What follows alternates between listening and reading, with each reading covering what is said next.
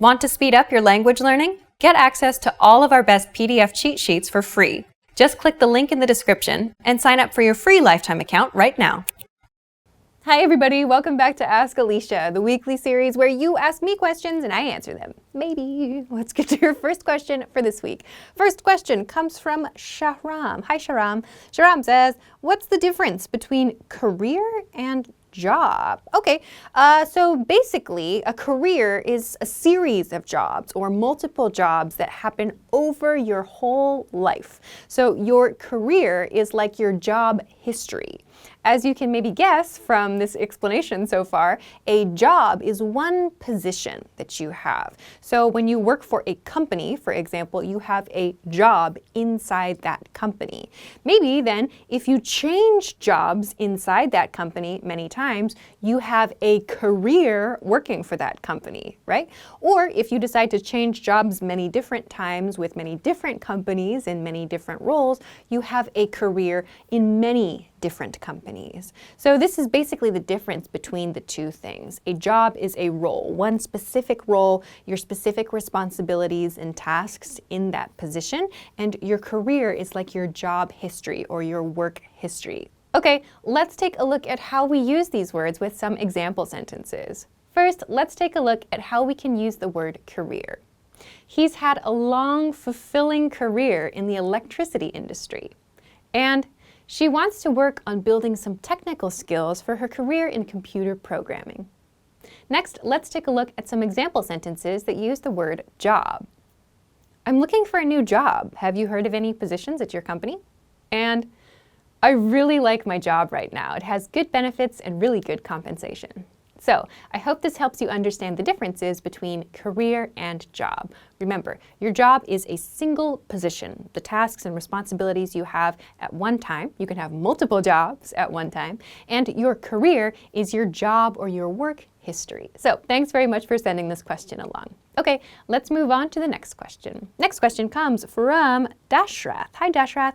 Dashrath says, which English is easier to learn, American or British? Ooh, interesting question. Well, first, we can't say that one is easier than the other. They are both forms of English, and it's also really important to keep in mind that inside American English and British English, there are many different dialects or many different ways of speaking the language. So yes, we have some types of English that are considered kind of the standard for American and British English, but there are also many, many different ways of speaking English in many different countries. So there's also Australian English and Irish English and Scottish English. There's so many different ways of speaking the English language. It's really hard to say this one is easier to learn or that one is easier to learn. Instead, maybe think about the kinds of resources that you have available. And by that I mean, for example, your media resources and the textbook resources that you have. If you watch a lot of media in British English, for example, then maybe that one is going to feel easier for you because you like watching that media. You're exposed to that kind of speaking more than you are American English. If that's what works for you, then maybe British English is better for you. On the other hand, if, for example, you live in the USA, then it's probably going to be a lot easier for you to study American English than it is to study British English because everyone around you is going to speak a form of American English in most cases. So think about the kinds of resources that you have around you. Think about the media that you have, maybe a teacher that you have. Does that teacher speak British English or American English? Do you watch YouTube videos in American English or British English or some other type of English? So think about kind of your own situation and think about what your goals are as well, and maybe that can help you to make a decision between American English, British English, or something else. As I said before, there are many, many different accents and many different dialects in the English language. So don't expect that you're going to be able to understand all types of English just by studying one of them. Keep in mind that even native speakers of all of these dialects still run across interesting new words or interesting new ways of speaking, and sometimes we even hear a person talk and think, I can't understand what that person just said, because the accent is so different from our own. So please keep this in mind when you're trying to think about which one is easier. It's not that one has easier grammar rules or one has easier spelling or anything like that, but it's more important to consider which one is going to maybe be easier for you to pick up, which one is going to be more appropriate for you to spend your time on. So maybe consider that and try not to think so much about like which one has easier rules or something like that. So I hope that this answer helps you, and I hope that you're able to decide which one is best for you. So thanks very much for sending this interesting question along. Okay, let's move on to your next question. Next question comes from Serioza. Hi Serioza, I hope I said your name correctly. Serioza says, hi Alisha, what's the difference between disgust and loathing? Thank you in advance. Sure, let's talk about the differences between these words. First, let's talk about disgust. So disgust is a noun, and we also have the adjective disgusting. So we use these words when we're talking about something that is gross, or something that we feel like, ugh, I don't want to see that, or I don't want to touch that, or I don't want to eat that. Something that feels kind of creepy, or maybe something that feels a little bit like, ugh, that's dangerous in like a kind of a gross way. So we use this in a couple of different situations a lot. First is when we're watching movies that have lots of violence and maybe they have lots of blood and guts, those kinds of films where you can see everything really clearly. We use the word disgusting to talk about that kind of thing. Those kind of images we can describe as disgusting. Like in a very violent movie scene, we might say that the scene was disgusting because there's lots of blood, or we can see body parts or something like that. So it causes us to feel kind of like, ooh, I don't want to see that, or that's kind of shocking or scary in some way. We can express that feeling with disgusting as an adjective or disgust. So for example, that scene in the movie was disgusting. Or you might say, I reacted to that scene with disgust, to use the other part of speech of this word. So we can use this when we're talking about visuals, so something that we see and we have that reaction to. Another very common way that we use this is to talk about food and drinks and things that we don't want to eat, or things that don't look nice. So for example, if someone brings out something they cooked and it looks really bad, like something that is not going to taste good, or maybe it looks like it's not fresh, you can describe that as disgusting. Like, ugh, that food looks disgusting. What happened to it?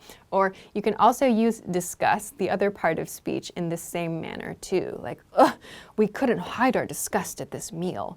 So this shows that something is unappetizing. It's something that you don't want to eat. So again, the common point between these two uses is that we kind of back away from that thing. We think that it's not good, it's not attractive, it's not good for us. There's kind of that emotional response to something like, ugh, that's not good for me.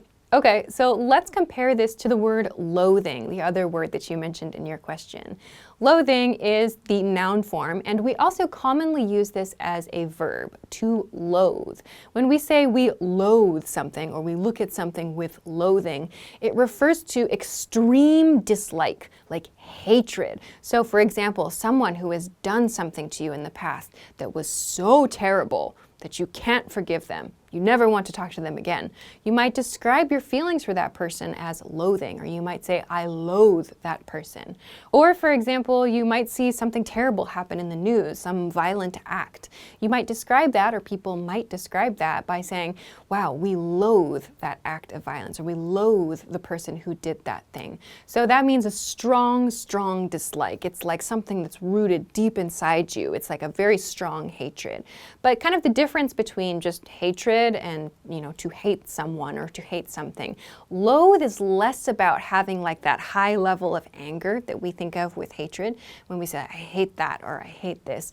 When we say, I hate that, or I hate this, it often has kind of a feeling of like some kind of high level of anger, or we have high emotions running at that time.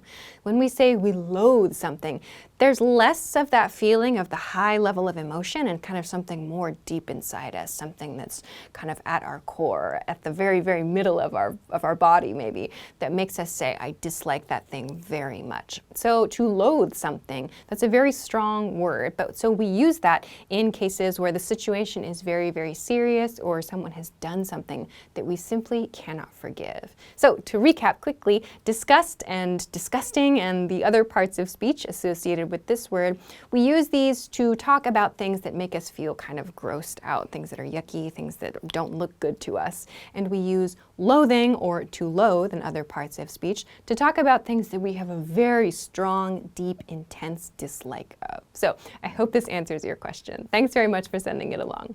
All right, that is everything that I have for this week's lesson. Thanks very much for sending your awesome questions along.